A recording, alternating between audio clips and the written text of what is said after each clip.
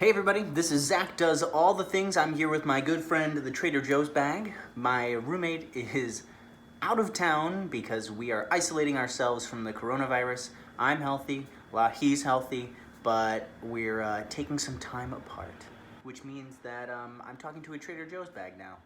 Actually, what it means is I'm going to do some crafting to fill up my time in this isolation chamber. And I'm gonna take the handles of these Trader Joe's bags that we've been saving up ever since we got stuck in here, and I'm gonna turn these into a basket. Basket weaving. I've got tons of handles, tons. And the first step I'm going to do is just lay them out onto the base of this basket. I'm gonna make it like a wide basket, so I can like set different shapes of stuff in there, like a 8x10 sort of deal. I'm just gonna start with doing that normal weaving thing that you do, you know? Gotta get them crisscrossy and lay them out flat. And I will show you in a moment. Something I should note, you can see that when these come off of the bags, they look like this. All I'm doing is stretching them out like that and then finding a hard surface. You can't see it, but I have a little table right here. And I'm just rubbing it across the edge like you would to flatten out like a curved piece of paper. And boom, it stays relatively straight now. So you can see I've started with 6 going one direction, and then I'm going to fold in another 6 in the other direction, like this.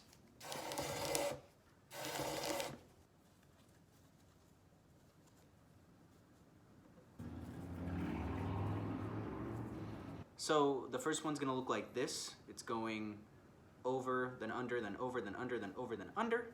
And I'll do the next one in a different way. So I'll do under first, starting from this end.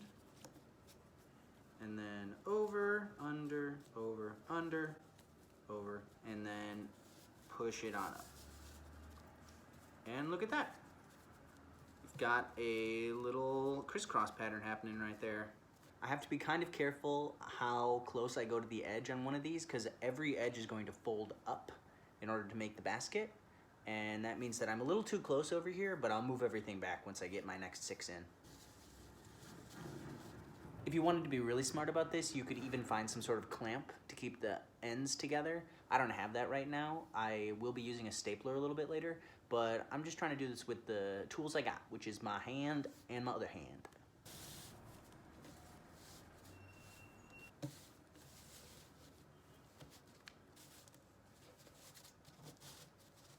Okay, so there's my 6x6. It's a little bit smaller than I expected, but that's fine. I mean, this is my first try. So I'm gonna move this to the center, and then I'm going to bend up the sides so that I can do maybe 2 or 3 little strips and build it in together.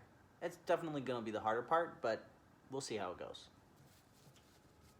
Just evening it out here. Trying to make it as easy as possible to fold up when we get to that. I'm gonna make some bends in the edges, and then we're gonna have to take 2 and staple them together.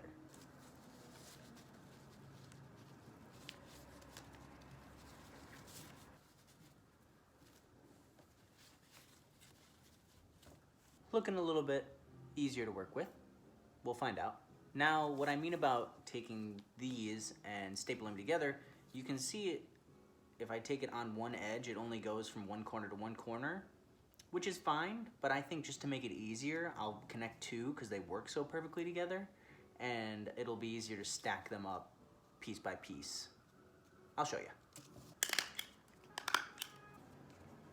Notice I didn't flatten these out because I kind of wanted it to retain its bent figure so that it can more easily create that square resistance. And now, the moment of truth. This may take a second.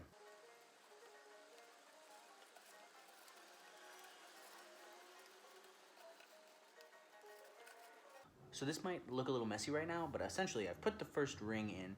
It's a little big, so I'll adjust it, but I put it in so that it goes over alternating sides, and since we have an even number, I put one finger in, one finger out, one finger in, one finger out, and it should work if I do it the opposite for the next one.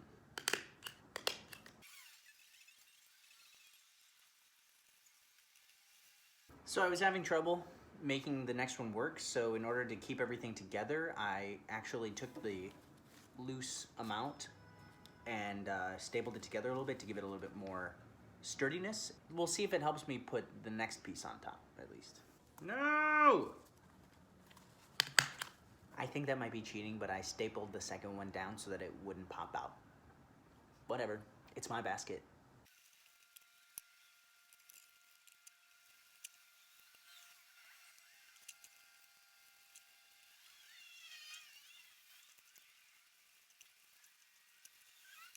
Okay, layer 2 is sort of done. I definitely had to do this again because I should just measure. Should measure before I do things. But who really cares at this point, right? I have lots of time.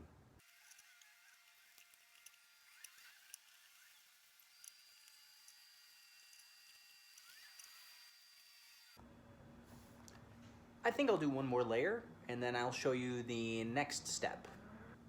And I caved. I'm getting a scissors and I'm cleaning this puppy up because, you know, you can only put so many staples in a weaving basket before you're like, oh, might as well go all the way, right?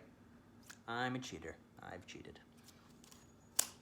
Great. It's not pretty, but it is kind of a basket. And the final touch I'm gonna do to it is fold all these tops down in one direction, or over on top of it, and staple them onto it so they stick together. And then maybe make a decorative top. Not like a cover, but like a little ring, just to make it look nice. We'll see. I have to admit this is not the easiest medium to work in, but if you're stuck inside and you're looking for something to do, this will definitely kill some time. So, off I go.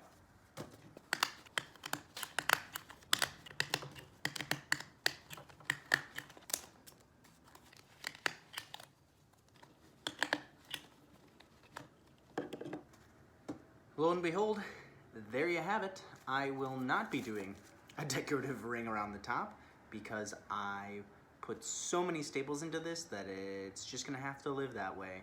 It is, it's a basket.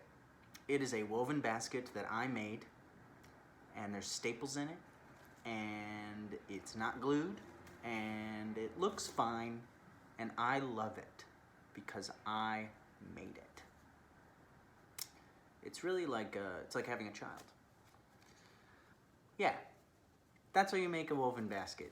Find some extra paper bags that you have around the house, cut them up into thin strips, however long you want them to be, crisscross them, weave them together, and then using glue or tape or staples or whatever you have, your imagination, a friend if you have someone with you, and you know, lock it down, weave it together, make a pretty little basket for all the things that I'm sure I'm about to make because I'm bored.